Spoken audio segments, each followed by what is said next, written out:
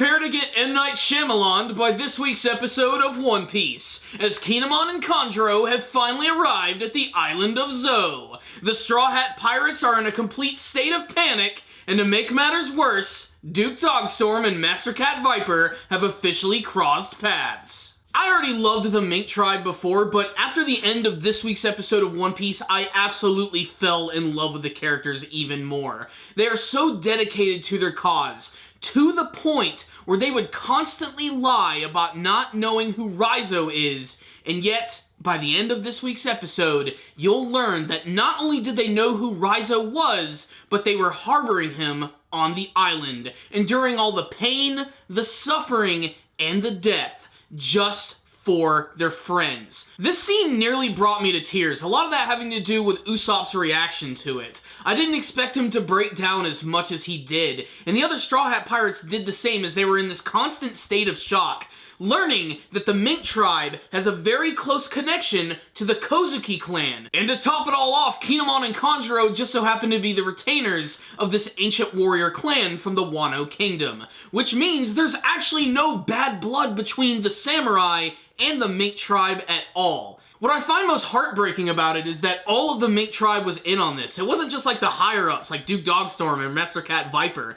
Every single citizen knew what was going on, and they never faltered once. There's a word for that, my friends, and it's called courage, and the Mink Tribe is chock full of that. Ultimately, however, this was a very simple episode of One Piece. It opens up with Kinemon and Kanjuro arriving, the little monkey ringing the bell, and every single force on the frigging island converging on the city. That means the day crew, the night crew, which ultimately means Duke Dogstorm and Master Cat Viper are going to meet. When you see these two characters actually meet each other, it's just one of the most tense moments I've seen from the One Piece series. So tense you could cut it with a knife. And really, you can blame Shishilian for all of this. He's the one who blew freaking Duke Dogstorm's cover when he saw Master Cat Viper and started screaming. I know that he's an incredibly passionate character and does things to the most 100% of his ability, but he totally screwed up here. But luckily, this brawl doesn't really last very long. When they both meet each other, they kind of size each other up and tell each other, hey, you're not going to be able to fight anymore. You lost a leg. You lost a paw. And they even get to show us some more of the flashback sequences of Jack when he's torturing them, which are, frankly, still pretty hard to watch. It also demonstrates the extreme courage that both of these characters have.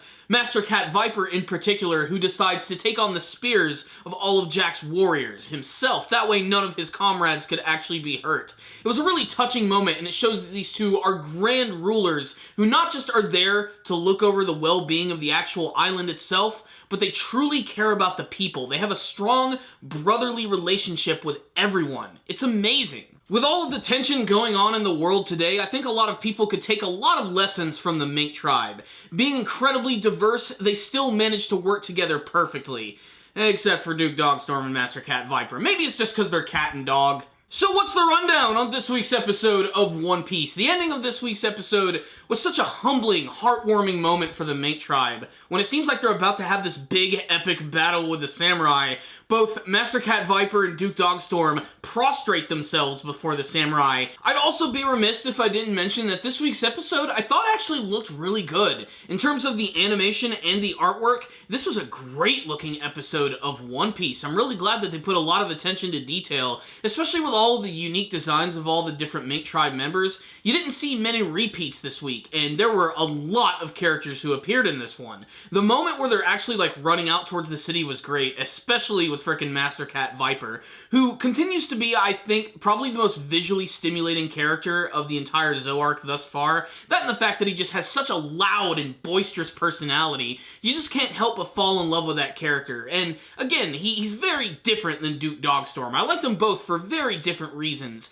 but seeing them finally interact was also something that I was really happy to see, and it's almost as if the samurai have brought them closer together. They were able to stop that big confrontation between these two kings, which, according to the Mink Tribe in the past, if they see each other, shit is going down. But the biggest thing is, Raizo is on the island. We're this close to meeting this brand new ninja, and trust me, you don't want to miss this guy. So at the end of the day, this was a very tense, heartwarming, and eye-opening episode of One Piece. I can only imagine what this episode would have been like for people who do not read the manga. That had to be really shocking towards the end when you actually found out that the Mink tribe had such a close connection to the people of Wano. And as the episodes are going to go on, I'm sure we're going to learn a little bit more about their history and how they're connected and what this is ultimately going to mean for the rest of the story.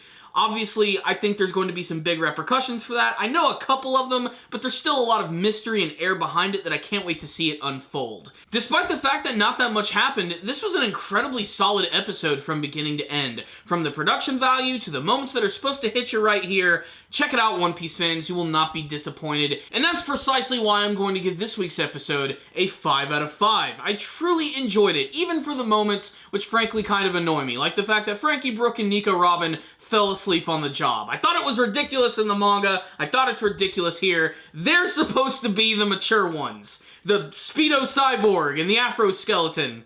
You know what? No, Nico Robin's like the most normal one of that group. So that's my thoughts on this week's episode of One Piece. If any of you guys did watch it, make sure to tell me what you thought about it in the comments section below. Are you more of a fan of Master Cat Viper or Duke Dogstorm? If they did have a big epic battle, who do you think would win? And were you shocked by the big turn of events at the end of this week's episode? And what do you hope to see from Raizo and the rest of the One Piece anime series? Please tell me in the comments section below. Thank you guys for watching. Make sure to subscribe to the channel, leave me a comment or two, and if you like the video, give it a like. I will see you next time. And as always, stay dandy, baby.